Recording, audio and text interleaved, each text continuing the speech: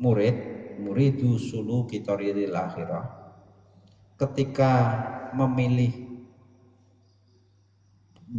menjomblo atau memilih menikah, apa kewajiban masing-masing? Yes. Iklam ngerti ya sapa sira ing anal murid orang yang menempuh dalam akhirat itu, apa yang diwajibkan dia ketika memilih tetap menjomblo atau melakukan pernikahan.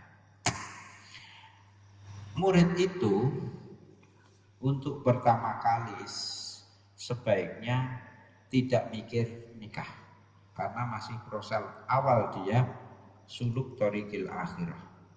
Karena menikah itu nanti akan menghalangi dia untuk berproses ke jalan akhirat. Dan kalau sudah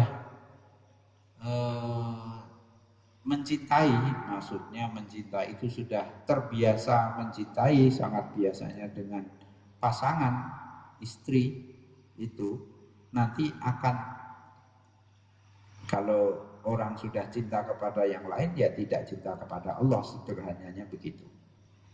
Jadi kalau masih pemula sebagai muridu thariqil akhirah, ya jangan mikir nikah.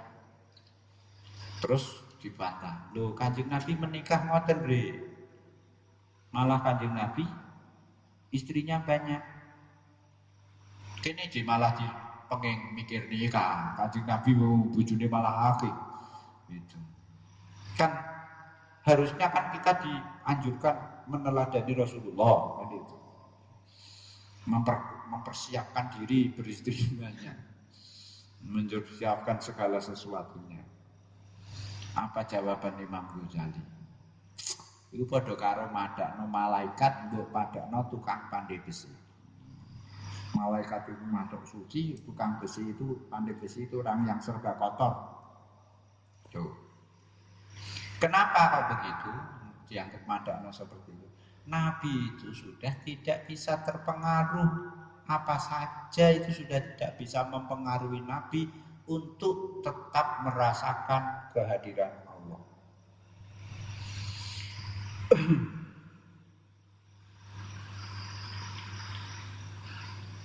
Nabi itu, ya, di sini digambarkan, sudah tidak terpengaruh oleh selain Allah dari cintanya kepada Allah.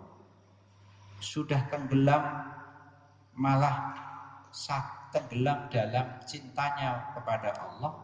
Malah kalau saking tenggelamnya itu malah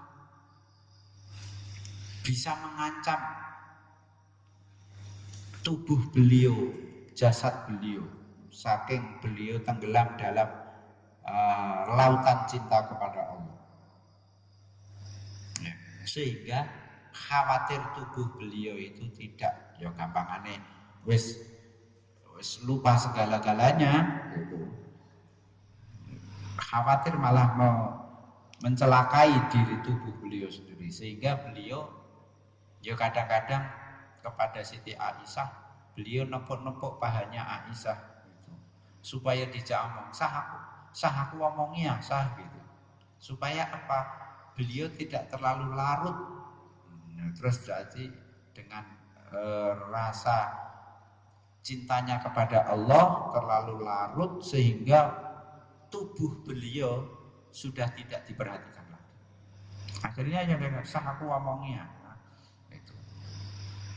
Karena tubuhnya terbatas, kemampuan fisik tubuh itu terbatas. Kalau nuruti kecintaan rohaninya ya bisa rusak ini tuh. Nabi itu bawaannya begitu, sudah asik masuk dalam cinta kepada Allah. Soal Nabi kemudian mencintai umat manusia ini sudah ini belakangan saja. Jadi Nabi ku sumpek delok umat ini. Sudah menikmati, sudah munajat dengan Allah. Jadi ya karena Nabi ini kasihan sama rifqan bibadanihi, ya, kasihan kepada kita. Sebetulnya Nabi itu nahan Nabi itu bergaul dengan sesama manusia itu nahan itu. Kalau mau egois, yo gak ngurusi. Sehingga ketika Nabi itu nahan, gak iso ngempet delok menungso brengsek-brengsek gak sabar. Kehilangan apa ya, rasa mengurangi tenggelamnya beliau dalam cinta kepada Allah. Nah, terus bilang sama si Bilal, Lal, coba ndang adzan, ndang sembahyang gitu. Karena dengan sholat itu beliau sudah ketemu Allah lagi, putus hilang. Kemarin disampaikan Nabi itu kalau sholat, Nabi itu kalau di luar sholat itu orang yang sangat akrab dengan kita. Kalau sudah sholat, Nabi itu orang yang paling asing dengan kita. Koyo ora kenal. Nahnu la na'rifuhu wa la ya'rifuna, kata ya Isyah. Itu sholatnya manteng sampai gak tahu kiwa tengen. Dan kalau di luar sholat sangat perhatian terhadap kanan kiri. Nah, yang seperti itu Nabi ya coba pada no kue ya le. Coba moco Nabi istrinya banyak bolak-balik terus kita mempersiapkan untuk meneladani Nabi. Tidak begitu. Maghrur berarti terlalu banyak hal yang kita tidak bisa memahami kehidupan rohaninya Kanjeng Nabi seperti itu. Intinya kalau masih pemula murid jangan mikir nikah, karena nanti mengganggu proses suluk thoriqil akhir. Fasyartul